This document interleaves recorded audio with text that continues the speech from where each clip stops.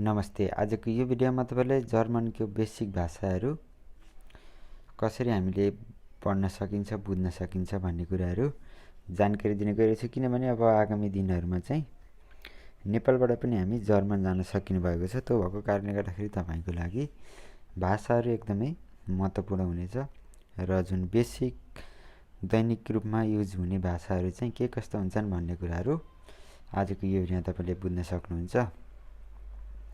र यसको लागि चाहिँ अब तपाई आफैले पनि यहाँ रिड गर्न सक्नुहुन्छ। अब यदि तपाईले हाई हेलो भन्नुहुन्छ भने चाहिँ जर्मनमा हेलो भन्छ। हेलो भनेको चाहिँ के छ खबर, हाई हेलो भन्दाखेरि तपाईले सुरुमा HALLO हेलो भन्दा चाहिँ तपाईको जर्मनी भाषामा हाई हेलो हुन्छ। यसरी तपाईले चेक गर्नु होला, रिड गर्नु होला। यो सम्पूर्ण कुराहरू तपाईले रिड गर्नु होला। अब तपाईले गुड मर्निङ भन्दाखेरि गुटेन मर्गेन भन्नुभयो भने चाहिँ गुड मर्निङ भयो। गुटेन मर्गेन भनेको चाहिँ गुड मर्निङ। तपाई आफैले पनि रिड गर्नु होला। गुड मर्निङ अथवा शुभ प्रभात नेपालीमा भन्दा यसमा तपाईले बुझ्नुपर्ने त्यही हो। गुटेन मर्गेन भनेको चाहिँ गुड मर्निङ। बेसिक कुराहरू चाहिँ यिनै हुन्छन्। तपाईले अब इन्टरभ्यूमा पनि सोधिने कुराहरू यिनै हुन्। यो भिडियो तपाईले अन्तिमसम्म हेरेर बुझ्नुभयो भने धेरै कुराहरू बुझ्नुहुन्छ। गुटेन थाग भनेको चाहिँ शुभ दिन। गुटेन थाग यहाँ मैले लेखिदिएको हुन्छ, तपाईले रिड गर्नु होला। गुटेन थाग शुभ दिन। गुटेन थाग शुभ दिन।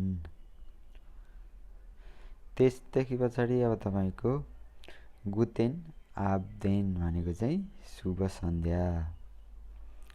गुड इभिनिङ भनेको चाहिँ गुटेन आबेन्द। Good evening गुटेन आबेन्द। यसलाई पनि तपाईले रिड गर्नु होला। गुटेन आबेदेन भनेको चाहिँ गुड इभिनिङ। त्यसदेखि पछाडि यहाँ तपाईले अर्को देख्न सक्नुहुन्छ। यसलाई पनि तपाईले दोहोर्याएर रिड गर्नु होला, बुझ्नु होला।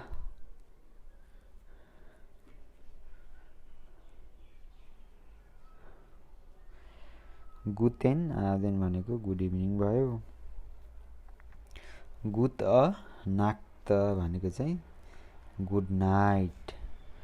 गुड नाक्ट भनेको चाहिँ गुड नाइट। यसलाई पनि तपाईले दोहोर्याएर आफैले रिड गर्नु होला। मैले उच्चारण सही गरिन भने यहाँ लेखिदिएको छ, तपाई आफैले रिड गर्नु होला। गुड नाक्ट भनेको चाहिँ गुड नाइट अथवा शुभ रात्रि। यसलाई पनि तपाई आफैले दोहोर्याएर हेर्नु होला। मैले नेपाली इंग्लिश दुईटैमा लेखिदिएको छ।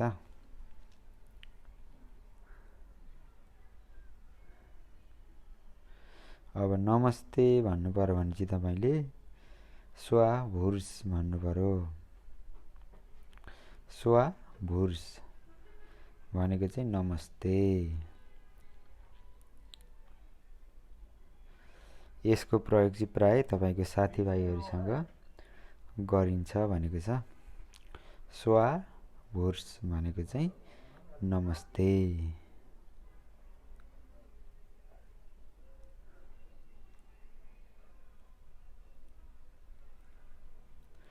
त्यसपछि तपाईले यहाँ देख्न सक्नुहुन्छ अर्को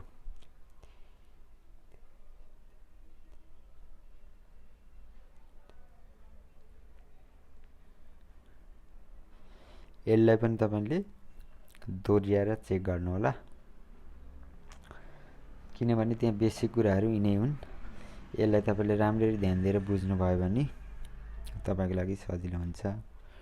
अब यहाँ तपाईले अर्को देख्न सक्नुहुन्छ ग्रुस गत भनेको चाहिँ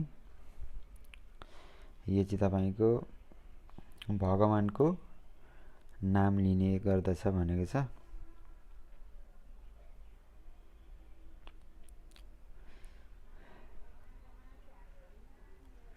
यो चाहिँ तपाईँको भगवानलाई सलाम भनेको जस्तै भन्दैछ। र अब तपाईँले फेरि भेटौँला भन्नुभयो भने औफ भिद जेहेन भन्नु पर्यो।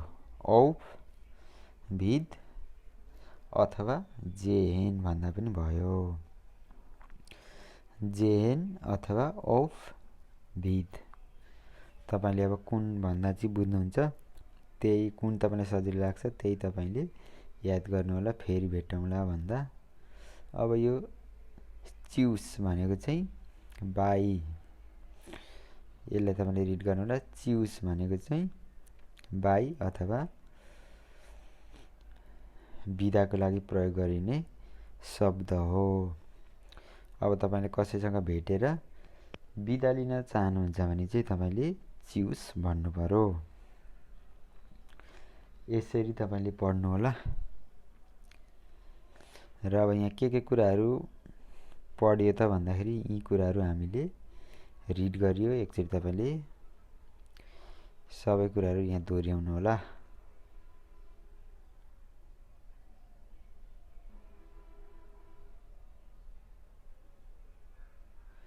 त्यस्तै पछाडि अरू कुराहरू पनि यहाँ रहेको छ, तपाईँले देख्न सक्नुहुन्छ। हेलो हाई भन्दा तपाईँले के भन्नु पर्यो भन्ने कुराहरू यहाँ रहेको छ, तपाईँले चेक गर्न सक्नुहुन्छ।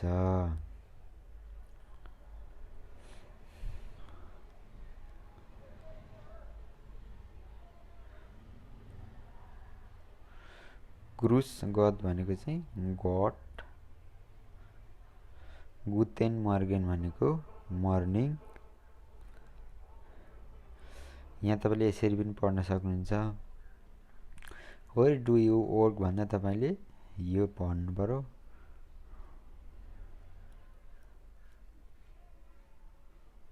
यसरी चेक गर्नु होला।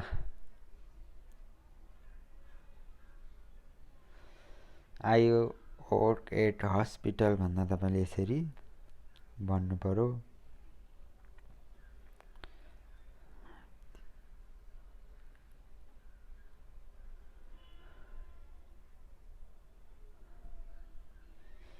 डु यु स्पिक जर्मनी भनेको छ, तपाईँले अब डु यु स्पिक जर्मनी भन्दा यसरी भन्नु पर्यो। यो तपाईँ आफूले रिड गर्नु होला।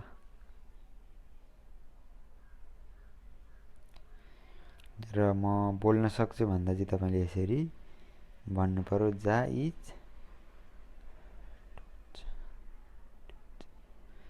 जर्मन भाषालाई चाहिँ डुच भन्दो रहेछ। वाट इज योर नेम भन्दा तपाईँले यसरी भन्नु पर्यो।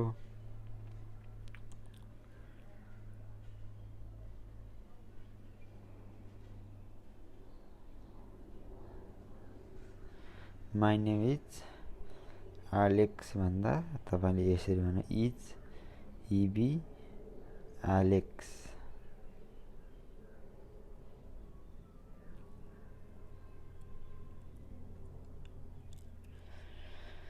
र यसरी तपाईँले जर्मनी भाषा चाहिँ रिड गर्न सक्नुहुन्छ। अर्को भिडियोमा म तपाईँलाई अरू थप जानकारीहरू दिनेछु।